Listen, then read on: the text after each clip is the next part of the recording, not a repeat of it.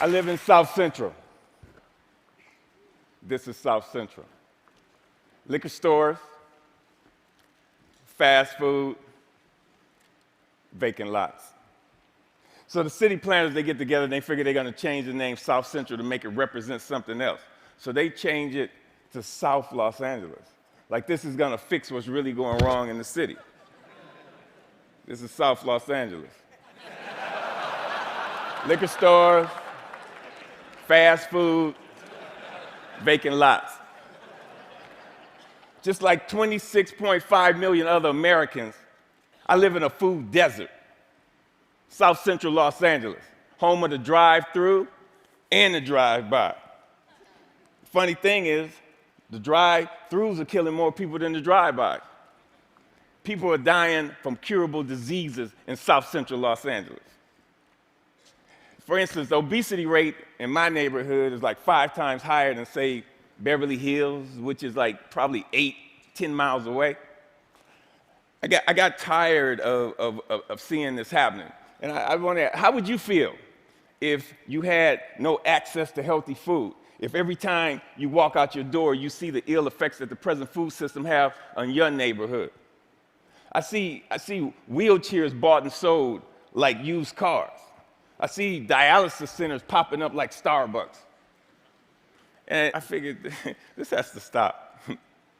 So I figured that the problem is the solution. Food is the problem, and food is the solution. Plus, I got tired of driving 45 minutes round trip to get an apple that wasn't impregnated with pesticides. So what I did, I planted a food forest in front of my house. It's on a strip of land that we call a parkway. It's like 150 feet by like 10 feet. The thing is, it's owned by the city, but you have to maintain it. So I'm like, cool. I can do whatever the hell I want. Since it's my responsibility and I got to maintain it, and this is how I decided to maintain it. So me and my group, LA Green Grounds, we got together and we started planting my food forest, fruit trees, the whole nine, for vegetables. What we do, we're a pay-it-forward kind of group, where it's composed of like gardeners from all walks of life from all over the city, and it's completely volunteer, and everything we do is free. And in the garden, it was beautiful. And then somebody complained. The city came down on me, and basically gave me a citation saying that I had to remove my garden, which this citation would turn into a warrant. And I'm like, come on, really? A warrant for planting food on a piece of land that you could care less about? And I was like, cool, bring it. Because this time it wasn't coming out. So LA Times got hold of it. Steve Lopez did a story on it and talked to the councilman. And one of the Green Grounds members, they put up a petition on change.org. And with 900 signatures, we were a success. We had a victory on our hands. My councilman even called and said how they endorse and love what we're doing. I mean, come on, why wouldn't they? LA leads the United States in vacant lots that the city actually owns. They own 26 square miles of vacant lots. That's 20 Central Parks. That's enough space to plant 725 million tomato plants. Why in the hell would they not okay this? Growing one plant will give you 1,000, 10,000 seeds. Okay. When $1 worth of green beans will give you like $75 worth of produce. It's my gospel. I'm telling people, grow your own food. Growing your own food is like printing your own money. Thank you. See, I have a legacy in South Central. I grew up there. I raised my sons there. And I refuse to be a part of this manufactured reality that was manufactured for me by some other people, and I manufactured my own reality. See, I'm an artist. Gardening is my graffiti. I grow my art. Just like a graffiti artist, where they beautify walls, me, I beautify lawns, parkways. I use the garden, the soil, like it's a piece of cloth. And the plants and the trees, that's my embellishment for that cloth. You'd be surprised what the soil could do if you let it be your canvas. You just couldn't imagine how amazing a sunflower is and how it affects people. So what happened? I have witnessed my garden become a tool for the education, a tool for the transformation of my neighborhood. To change the community, you have to change the composition of the soil. We are the soil. You'd be surprised how kids are affected by this.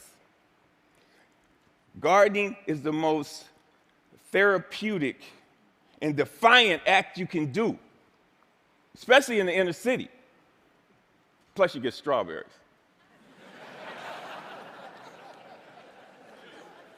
I remember this time, there was this mother and a daughter came. They were. It was like 10:30 at night, and they were in my yard. And I came out, and they looked so ashamed. I'm like, man, it made me feel bad that they were there. And I told them, you don't have to do this like this. This is on the street for a reason. It made me feel ashamed to see people that was this close to me that was hungry, and this only reinforced why I do this. And people ask me, Finn, aren't you afraid people are going to steal your food? And I'm like, hell no, I ain't afraid they're going to steal it. That's why it's on the street. That's the whole idea. I want them to take it, but in the same time, I want them to take back their health. There's another time when I put a garden in this homeless shelter in downtown Los Angeles. The guys, they helped me unload the truck. It was cool. They just shared the stories about how this affected them and how they used to plant with their mother and their grandmother. And it was just cool to see how this changed them if it was only for that one moment. So Green Grounds has gone on to plant maybe like 20 gardens. We've had like 50 people come to our dig-ins and participate, and it's all volunteers. If kids grow kale, kids eat kale. If they grow tomatoes, they eat tomatoes. But when none of this is presented to them, if they're not shown how food affects the mind and the body, they blindly eat whatever the hell you put in front of them. I see young people, and they want to work, but they're in this thing where they're caught up. I see kids of color, and they just on this track that's designed for them that leads them to nowhere. So with gardening, I see an opportunity where we can train these kids to take over their communities, to have a sustainable life.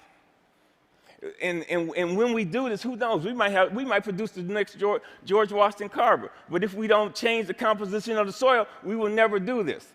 Now, this is one of my plans. This is what I want to do. I want to plant a whole block of gardens where people can share in the food in the same block. I want to take shipping containers and turn them into healthy cafes. And now don't get me wrong. I'm not talking about no free shit, because free is not sustainable. The funny thing about sustainability, you have to sustain it.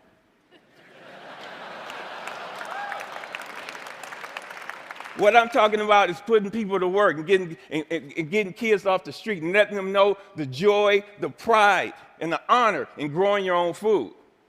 Opening farmers markets. So what I want to do here, we got to make this sexy. So I want us all to become ecolutionary, renegades, gangsters, gangster gardeners. We got to we got to flip the script on what a gangster is. If you ain't a gardener, you ain't gangster. Get gangster with your shovel, okay? And let that be your weapon of choice.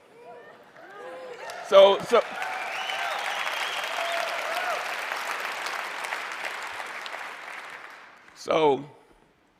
So basically, if you want to meet with me, if you want to meet, don't call me. If you want to sit around in cushy chairs and have meetings where you talk about doing some shit, where you talk about doing some shit. If you want to meet with me, come to the garden with your shovel so we can plant some shit. Peace. Thank you. Thank you. Thank you. Thank you.